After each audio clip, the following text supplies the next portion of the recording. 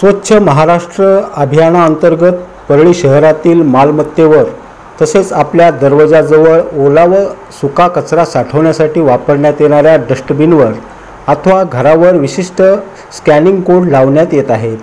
कचरा संकलन करताना कचरा घेतल्यानंतर स्कॅन केले जाणार आहे अशी योजना परळी नगरपालिकेच्या वतीने अंमलात आणण्यात येत आहे।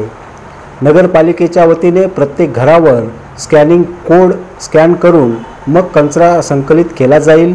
परळी शहरातील 15,000 लोकांपर्यंत हे कोड वितरित करण्यात येणार आहेत। घरात घनकचरा संकलन व व्यवस्थापन प्रक्रिया प्रभावीपणाने संनियंत्रित करता यावी यासाठी या प्रणालीची अंमलबजावणी सुरू झाली आहे। स्कॅनिंगमुळे कर्मचाऱ्यांचे लाईव्ह लोकेशन व घंटागाड्यांचा मार्ग, कर्मचाऱ्याद्वारे कामावर असताना वाया घालण्यात आलेला वेळ हे सर्व कळणार आहे। परळीत एकूण 18,300 घरे असून त्यापैकी 15,000 घरांना बारकोड लावण्यात आले आहेत। गेल्या 8 दिवसापासून ही मोहीम सुरू असून पुढील आठवड्यात ही मोहीम पूर्ण होणार असल्याची माहिती नगरपालिकेच्या वतीने देण्यात आली आहे। परळी नगरपालिकेत आर्टिकल प्लेट 3 ऑक्टोबर रोजी लावण्यात आली।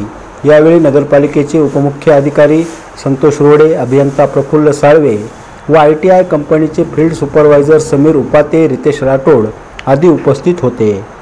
परळी नगर परिषदेमार्फत परळी शहरामध्ये जेवढे काही घरं आहेत त्या प्रत्येक घरावर नगर परिषदेमार्फत आपण स्कॅनर कोड लावत आहोत। त्या स्कॅनर कोडचा फायदा असा होईल की ज्या परळी शहर नगरपालिकेमार्फत ज्या आपल्या घंटागाड्या आहेत त्या ड्रायव्हर त्या घरातला ओला आणि सुका कचरा संकलित केल्यानंतर तो त्या घरावरचा स्कॅनर कोड स्कॅन करेल। त्यामुळं आपल्याला कोणत्या घरातील ओला सुका कचरा संकलित केला आहे आणि कोणता केला नाही याबाबतची इत्थंभूत माहिती नगर परिषदेमध्ये मिळेल। त्यामुळे परळीतील सर्व नागरिकांनी आपल्या घरावर स्कॅनर कोड लावण्यासाठी सहकार्य करावे विनंती।